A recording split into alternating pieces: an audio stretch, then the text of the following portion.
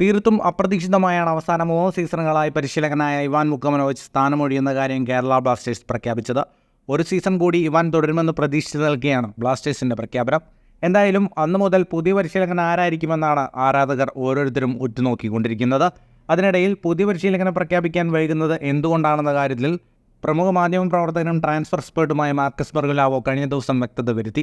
Marcus പറയുന്നത് പ്രകാരം Blasters sporting ഡയറക്ടറായ കരോൾ സ്കിൻഗിസിൻ്റെ മനസ്സിൽ ചില പ്രൊഫൈലുകളുണ്ട്. എന്നാൽ ഇവാൻ വുക്കമനോവിച്ച് ക്ലബ്ബ് വിടുകയാണെന്ന് പ്രഖ്യാപനം വന്നതോടെ നിരവധി ഏജന്റുമാർ അവരുടെ കൈവശമുള്ള നിരവധി മാനേജർമാരുടെ പ്രൊഫൈലുമായി കേരള ബ്ലാസ്റ്റേഴ്സ് നേതൃത്വത്തെ സമീപിച്ചിട്ടുണ്ട്.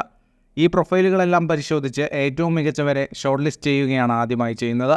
അതിനുശേഷം സ്കിൻഗിസിൻ്റെ മനസ്സിലുള്ള ലിസ്റ്റിലേക്ക് അവരെ കൂടി ഉൾപ്പെടുത്തും. അതിനുശേഷം ഇവരെ ഇൻ്റർവ്യൂ നടത്തി ഒരു ഷോർട്ട് ലിസ്റ്റ് കൂടി ഉണ്ടാക്കിയതിനു ശേഷമാണ് പുതിയ പരിശീലകൻ ആരാണെന്ന കാര്യത്തിൽ അന്തിമമായ തീരുമാനമെടുക്കുക. കേരള ബ്ലാസ്റ്റേഴ്സ് പരിശീലക സ്ഥാനത്തേക്ക് നിരവധി അഭ്യൂഹങ്ങൾ ഇപ്പോൾ തന്നെ ഉയർന്നു കേൾക്കുന്നുണ്ട്. കൂടുതൽ ഫുട്ബോൾ വാർത്തകൾക്കായി ചാനൽ ഇപ്പോൾ തന്നെ സബ്സ്ക്രൈബ് ചെയ്യൂ.